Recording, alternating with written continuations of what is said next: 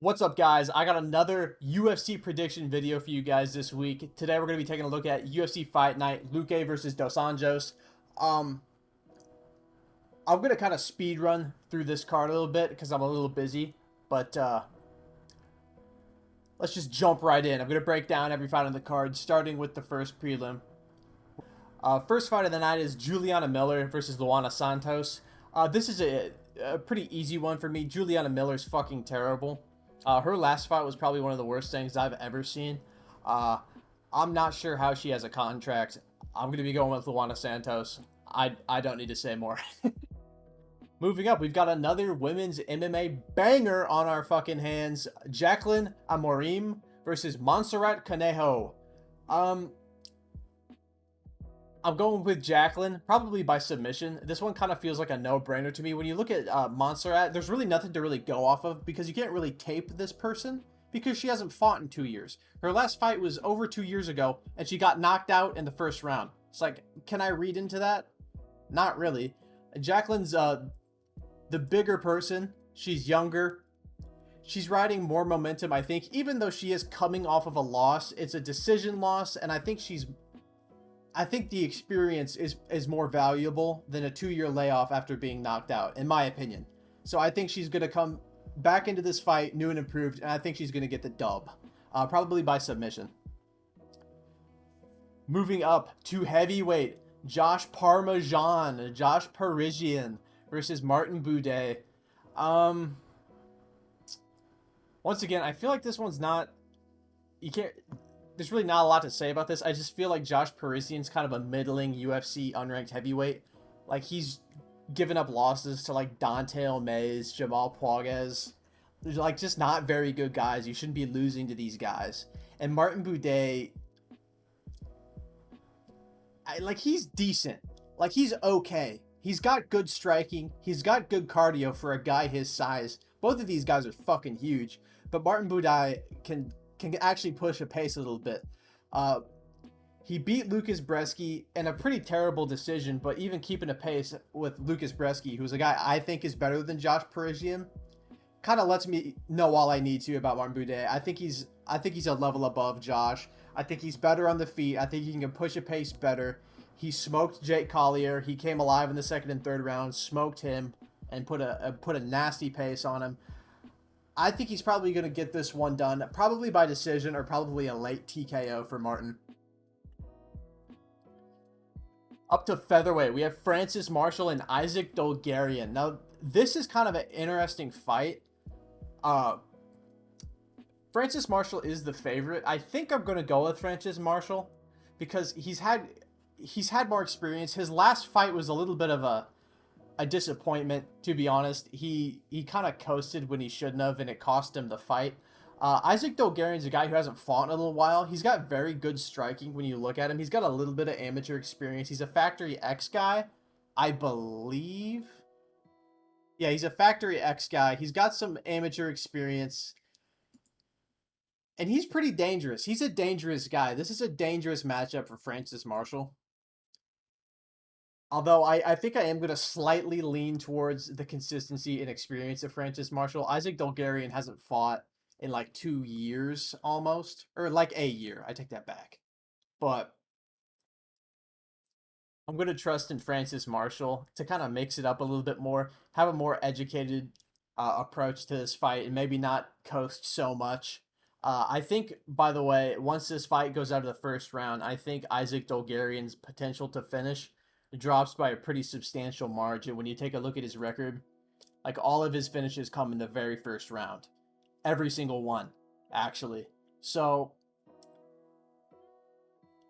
like I gotta see him out of round one, you know what I mean? And I think Francis Marshall's going to be that guy to pull him out of round one and make him fight a little bit longer. And then we'll be able to see if there's any actual weaknesses there that are exploitable for a guy like Francis Marshall as the fight gets deeper. So I'm going to go with Francis Marshall, probably by decision. Featured prelim, JP Bays, Marcus McGee. This is kind of a no-brainer to me. JP Bays is kind of ass, like, at everything. And Marcus McGee, man, in his debut, he looked composed and he looked good. He looked dominant absolutely everywhere against Journey Newson. He absolutely rolled up and smoked Journey Newson, and I think he's going to do the exact same to JP Bays. I don't see JP Bays presenting a threat, like really at all. He's just not very good, just straight up. That's probably why he's a plus 300 dog. Moving up to the main card, Josh Fremd, Jamie Pickett. This is an interesting matchup because Jamie Pickett's a weird guy. Like, the way he fights is a little bit strange. And Josh Fremd isn't necessarily a world beater. They have him at minus 340. And I am going to take him to win. But I think this line should actually be tighter than it is. Because I can just see Josh Fremd getting caught so easy. Granted, he is younger. He is also gigantic for middleweight. 6'4". Absolute house. His last fight over Cedric Dumas smoked him pretty easily. JB Pickett just lost to Bo Nickel via knee to the penis, pretty much. So yeah, I can't really read into that. But like when I think about it though, I don't even feel like Jamie Pickett's really UFC level, to be honest. Like I don't feel like he should be in the UFC right now. Like I feel like if he loses his fight, he's cut, guaranteed. I feel like the only reason they kept him around is because of that kind of controversial loss to Bo Nickel, because he got kneed. He was gonna lose anyway, let's be real, but I just think Josh Fremd is gonna tee off on him, to be honest. I think he's just better all around. JB Pickett has this weird habit of just like stopping fighting like halfway through. It's very weird. Like I don't know how to describe it, but when you look at JB Pickett's record as well,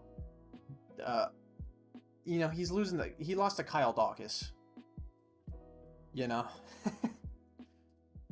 And Kyle Dawkins sucks. So, yeah, I'm going with Josh Fremd.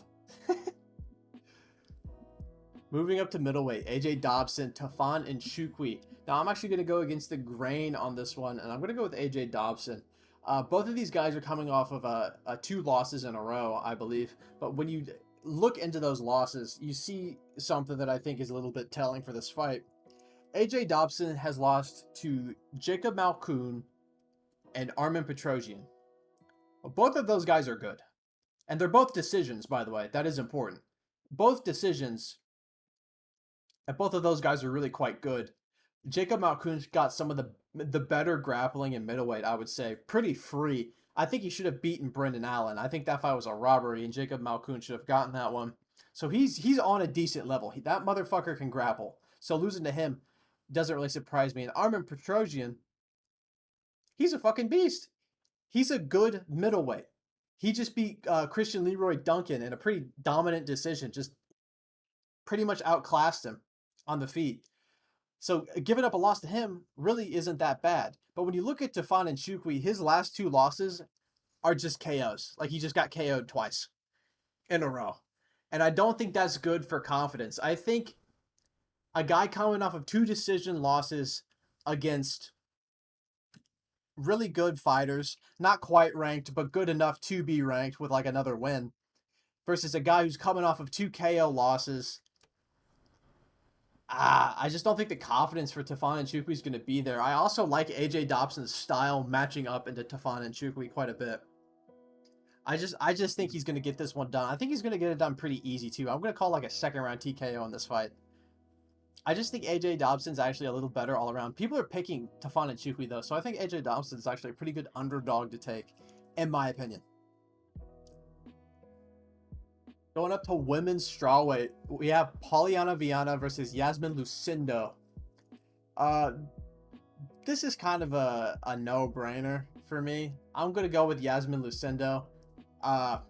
She's young as hell, first off. She's 21 years old, which is kind of crazy, but she's very good, and she's actually got a fair amount of experience.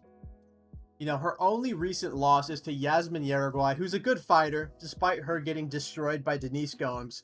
She's a good fighter. Lucindo destroyed Brogan Walker with, like, no effort at all. It was pretty free. And Polyana Viana, she's good, but she's not that good. You know what I mean? Like, she's losing to fucking Veronica Hardy.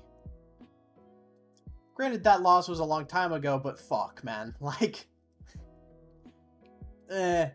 she beat Jin Yu Frey. Like, do I care? Do I think that makes you good? Not really. You know, Jin Yu Frey's 11-9. You know what I mean? She did go to a decision with Tabitha Ritchie, which is pretty good, because Tabitha Ritchie's a pretty good fighter. What is she, like 9-10-1, something like that? But I just think Yasmin Lucindo is just better all around. I think she'll probably get this one done by decision. Going up to light heavyweight, Khalil Roundtree Jr. versus Chris Daukaus.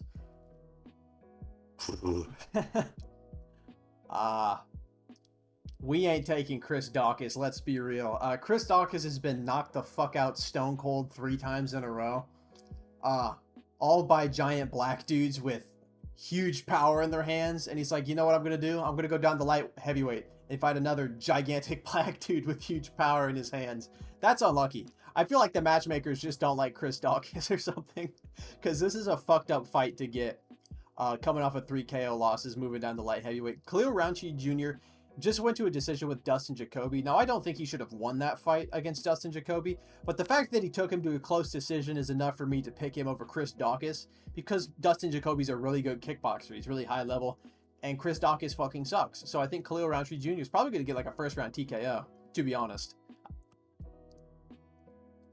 Moving up to the co-main event, we have Cub Swanson versus Hakeem Dawodu.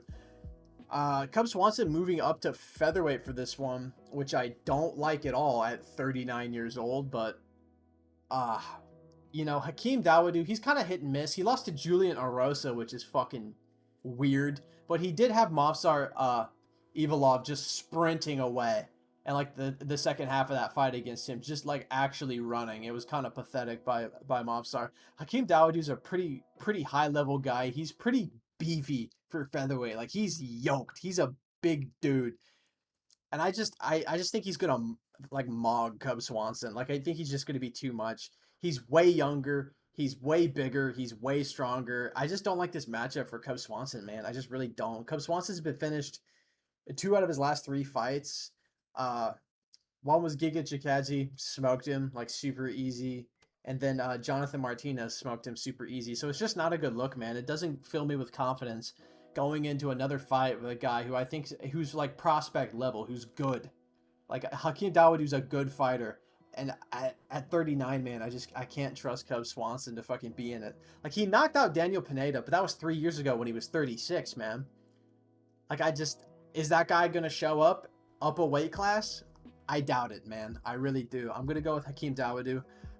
Probably by decision, I think. Moving up to the main event, Vicente Luque versus Rafael dos Anjos. Damn. This fight, I love both of these guys. Both of these guys are amazing fighters, in my opinion. Vicente Luque is one of the most exciting guys you can watch fight. And RDA is a fucking goon. He's eternally on goon timing. So this is a pretty fun matchup. Now, there's a caveat, some intangibles about this. Vicente Luque is coming off of a brain hemorrhage in his last fight a year ago to Jeff Neal. So there are some question marks as to how Vicente Luque is going to look in this fight and how he is going to take a shot. Now, it is fortunate for Vicente Luque that RDA is a lightweight fighting at welterweight. RDA is not a welterweight. Granted, he's very good at welterweight, but that's just because RDA is very good in general. RDA is not a big power puncher, so I don't think, I hope that Vicente Luque is not going to get like immediately hurt by something when it lands from RDA, because RDA is not like a guy who nukes you. He's more of a volume guy. He puts combos together very well, and he mixes it up very well. But I think Vicente Luque has a really good style to beat RDA. Vicente Luque is pretty big for the division. He's got 6 inches in reach at RDA. He's a younger guy. Granted, he's coming off of a pretty bad injury, let's just say. I don't think RDA is going to really want to shoot on Vicente Luque because he's got nasty submissions and he's got very good grappling defense. He's very aware when he gets taken down of how to throw up a submission or to either get the submission or sweep a guy to get back up to his feet. I think he's got a good style to beat RDA in this fight. RDA is going to be on the end of some punches that are out of his range, and Vicente Luque can crack. He is one of the best finishers in the UFC. If he has you hurt, he will finish you, and I think he's gonna hurt RDA, and I think he's gonna get a finish, man. I think he's gonna get a TKO finish. I do. Now, the deeper this goes, the worse it gets for Vicente Luque, though, because RDA is a guy. He's got 5-round cardio. RDA could go 5 rounds any day of the week. He's been there, done that. I think Vicente Luque is going to win this fight. I think he's going to get it done by like a 3rd round TKO. I think he's got too much power. I think he's too big. And I think RDA's got to get into the pocket with Vicente Luque to be able to land on him. And if you're in the pocket with Vicente Luque and you get caught, that shit's over. Good fight, though. Pretty much evens. Vicente's a slight dog. So I'm even happier with that pick, to be honest. But yeah, that's the whole card. Hope you guys enjoyed. Don't forget to subscribe. See ya.